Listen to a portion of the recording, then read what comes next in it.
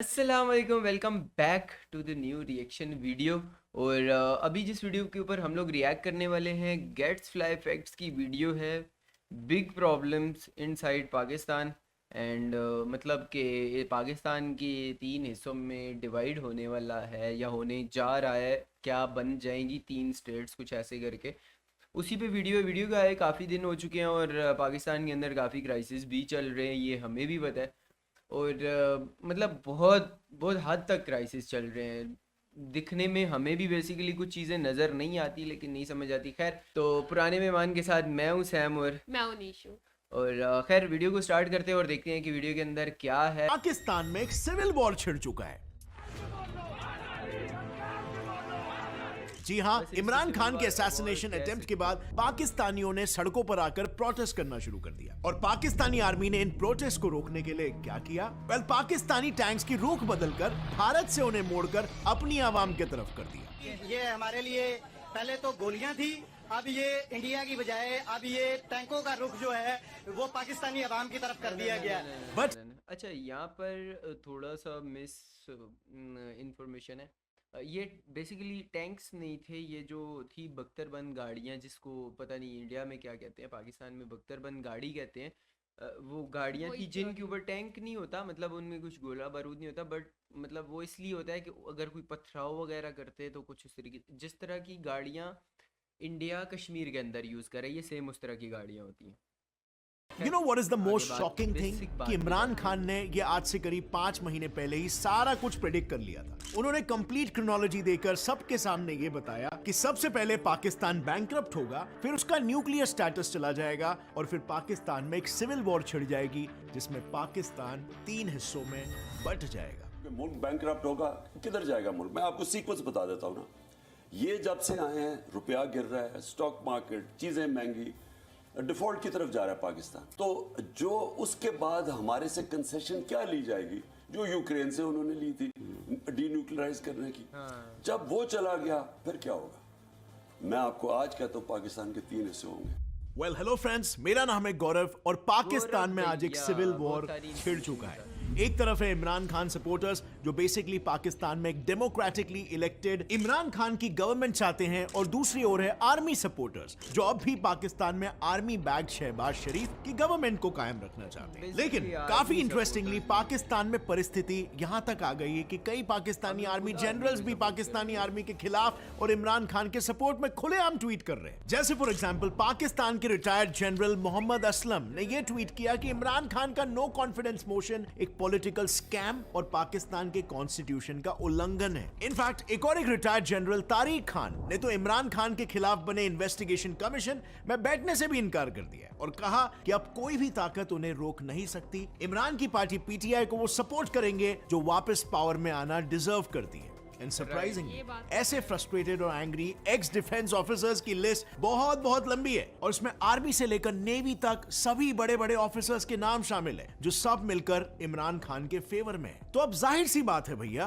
कि खान की बातों में कुछ तो दम होगा। सो वेल आइए खान साहब की बातों में दम है। ओके, सो ये है करंट पाकिस्तान और ये है पाकिस्तान के 4 मेजर प्रोविंसेस, खैबर पख्तूनख्वा, बलूचिस्तान, सिंध और खैबर पंजाब। पख्तूनख्वा। और इंटरेस्टिंगली इन चारों का कल्चर, लैंग्वेज, अच्छा, एथनिसिटी मोस्टली ना गौरव भैया भी ना छोड़ जाते हैं।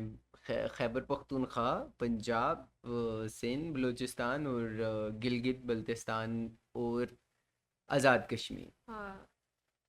सब कुछ एक दूसरे से बहुत ही अलग है। नाउ इमेजिन इमरान खान की बात अगर सच हो जाती है और पाकिस्तान डिवाइड हो जाता है तो पाकिस्तान का मैप कैसे दिखेगा? वेल ऐसे। Now obviously you would ask इसमें पाकिस्तान किधर है? वेल यहाँ पर। वेल फ्रेंड्स, अगर ऑनेस्टली कहूँ तो पाकिस्तान में सिविल वॉर अभी हम इस्लामाबाद में बैठे हैं। अलग देशों में बंटवारा होना कहीं ना कहीं पाकिस्तान के जन्म से ही तय हो गया था। पाकिस्तान का ये इलाका देख रहे हो, ये है खैबर पख्तूनख्वा जहां पर 90% पाश्तून्स रहते हैं। वो पाश्तून्स जो अफगानिस्तान की ऑलमोस्ट आधी आबादी है। तो अब बस सोचो दोनों देशों में इस खैबर इलाके को लेकर कितनी मतभेड़ी होगी। बट काफी आयरॉनिकली पाकिस्तान और अफगानिस्तान शुरुआत में अपनी इस मतभेड़ को मिटाने के लिए एक हो जाने वाले थे। और 1959 में दोनों देशों ने एक कॉन्फेडरेशन बनाने का भी डिसाइड किया था, मतलब कि दोनों देशों की एक common economy, foreign affairs, currency और डिफेंस होगा। जैसे हम कह सकते हैं ब्रेक्सिट के पहले अच्छा, इस ईयू बारे के में केस मुझे में। कोई आइडिया अब मुझे भी नहीं पता था, बस मैं भी सोचो ऐसे ही भारत के लिए सुन ये रही कितना हूँ। बड़ा थ्रेट हो सकता था। लेकिन बात ये थी कि असल में खुद पाश्तून्स की सरकार भी ये नहीं चाहती थी कि खैबर पाकिस्तान में मिल जाए, और इसी वजह से ये कॉन्फेडरेशन का प्लान फेल हो गया, और इसी प्लान के मास्टरमाइंड अफगानिस्तान के पीएम को और उनकी पूरी की पूरी फैमिली को एक साथ असैसिनेट कर दिया गया। बट ये इतना सरप्राइजिंग नहीं है, क्योंकि पाश्तून्स को लेकर अफगानिस्तान और पाकिस्तान में एक इनसिक्योरिटी शुरू से ही मौजूद थी। बात यह है ना, 1947 में जब पार्टीशन की बात चल रही थी, तब यह डिसाइड हुआ था कि डिस्प्यूटेड खैबर रीजन में रेफरेंडम हो, मतलब लोग ये डिसाइड करेंगे कि उन्हें किस साइड पे रहना है। अब इस रेफरेंडम में मेजॉरिटी पाश्तून्स ने यह कहा कि उन्हें पाकिस्तान का हिस्सा बनना है, बट खैबर के चीफ मिनिस्टर और उनकी पार्टी को पाकिस्तान का हिस्सा बनना बिल्कुल भी मंजूर नहीं था। और इसी बात का फायदा उठाया अफगानिस्तान ने और स्टार्ट कर दिया पाश्तून मूवमेंट, जिसका मेन मोटिव था या तो खैबर को अफगानिस्तान का पार्ट बना दिया जाए या फिर एक इंडिपेंडेंट कंट्री पाश्तूनिस्तान। ये डूरैंड लाइन देख लेकिन रहे अब हो, तो ये पूरी लाइन लग खैबर और चुकी है, अफगानिस्तान को अब डिवाइड तो करता बाढ़ है, लग चुकी पर है, सब अफगानीज चेंज हो इस चुका है। लाइन को मानते ही नहीं है। उनके हिसाब से तो खैबर अफगानिस्तान का ही पार्ट है। इनफैक्ट 1947 में जब पाकिस्तान को एज अ नेशन रिकॉग्नाइज करने पर वोट चल रहे थे, तब अफगानिस्तान अकेला ऐसा देश था जिसने पाकिस्तान के अगेंस्ट वोट किया था। और फिर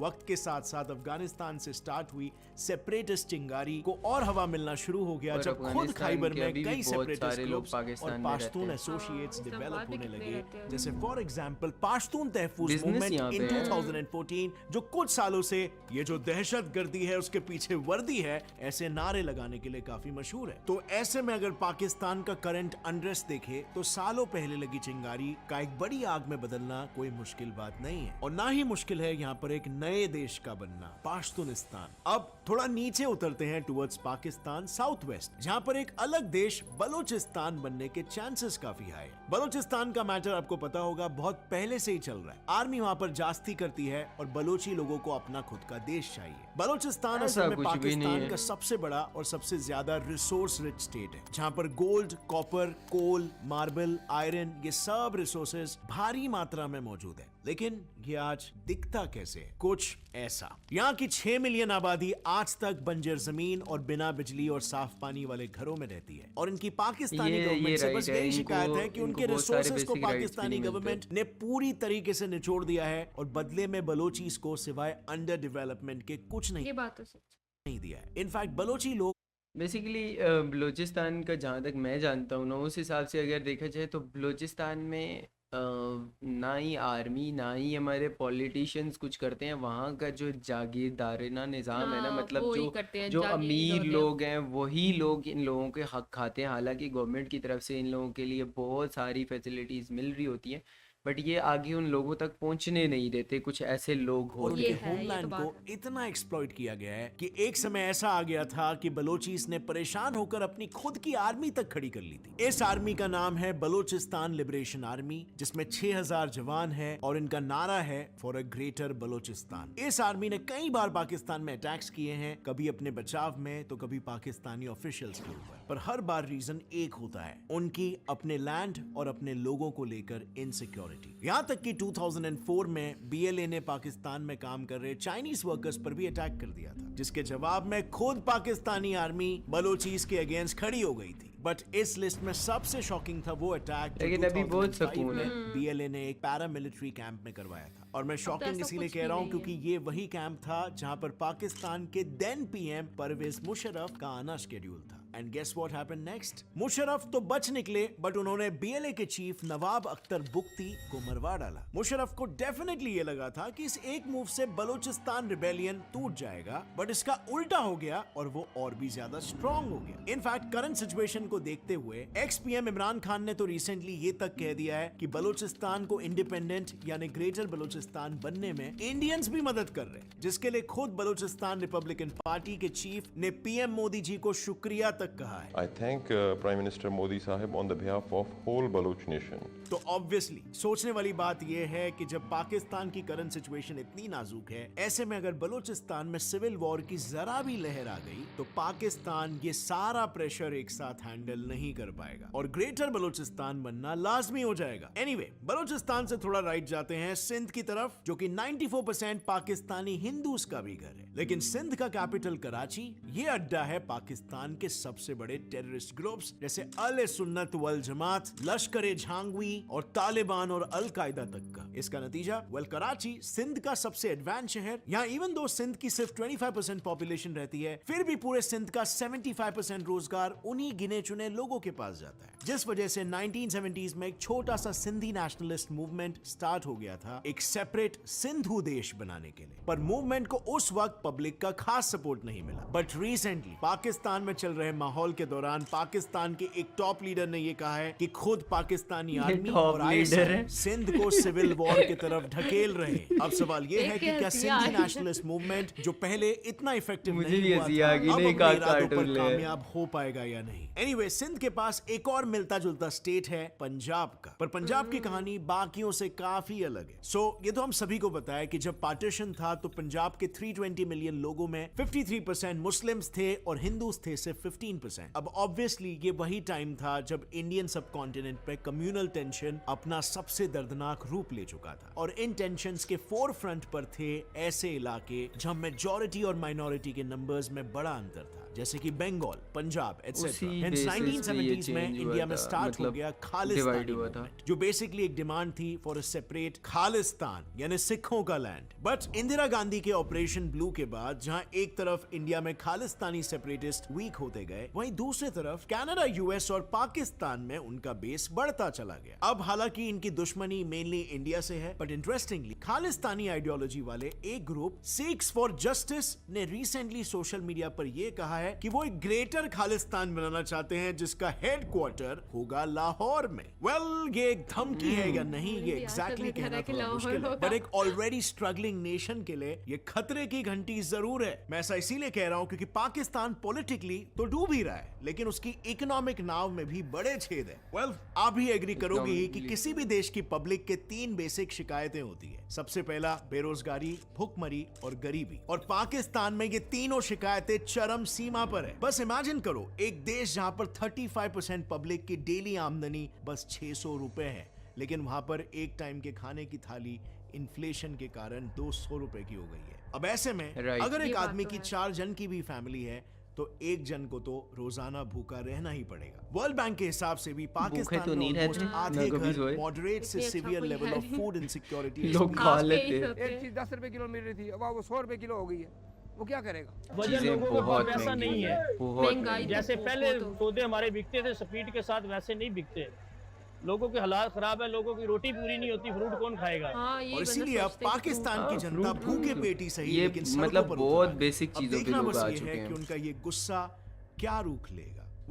आपको क्या लगता है फ्रेंड्स? लिखिए अपना ओपिनियन नीचे कमेंट सेक्शन में। पाकिस्तान में एक सिविल वॉर होगा या फिर पाकिस्तान एक और बार इस मुश्किल वक्त का अच्छे से सामना कर लेगा? Write down your opinion down below. और अगर इस वीडियो से आपको कुछ भी नई बात जानने मिली, एक लाइक जरूर ठोकना, subscribe for more like and subscribe ज़रूर करना। और बेसिकली अगर हम लोग इस चीज़ पे बात करें कि पाकिस्तान के 3 हिस्से और जहाँ तक इकोनॉमी के क्राइसिस वगैरह चल रहे हैं, तो ये बहुत सारी बातें ठीक भी है इसमें। और जहाँ तक ये मूवमेंट्स वगैरह की बात होती है ना, मूवमेंट्स बेसिकली इंटरनेशनल मीडिया पे या तो कुछ ऐसी मीडिया पे होती है जो सामने आ जाती है, कुछ सोशल मीडिया पे चली जाती है, बट इतना नहीं होता कि जितना कि इंडियन न्यूज़ चैनल्स के अंदर बताया जा रहा होता है कि पाकिस्तान के अंदर बलूचिस्तान में तो लोग बाहर निकल आए, उन्होंने एक अलग कंट्री मांग लिया।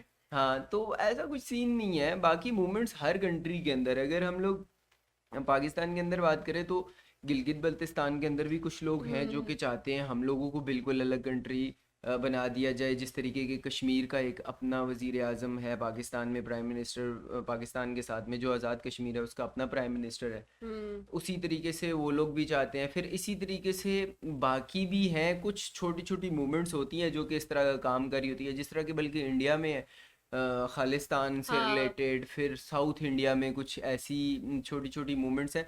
इन मूवमेंट्स को अगर हम लोग सीरियस लेना शुरू कर दें या सबको छोटा छोटा हाँ, अलग हाँ। अलग इस तरह, तो मुझे ऐसा लगता है बहुत जैसे एक एक छोटे छोटे सिटी वाले कंट्रीज बन जाएंगे। तो ऐसा नहीं होता, हर कंट्री में इस तरह की छोटी मोटी छोटी मूवमेंट्स चल रही होती हैं, होती तो वो रहती होती रहे, वो इनसे अच्छा टाइम पास हो जाता है। देखने को भी मिल जाता है बाकी न्यूज में कुछ बाकी नया। जहां तक रही पाकिस्तान में क्राइसिस की बात, तो पाकिस्तान इससे पहले भी बहुत बार क्राइसिस में जा चुका है और बहुत बार जा चुका है, तो हर बार निकल आता है। तो इस बार भी इंशाल्लाह आ जाएगा, इंशाल्लाह आ जाएगा। अभी भी अच्छा टाइम आएगा।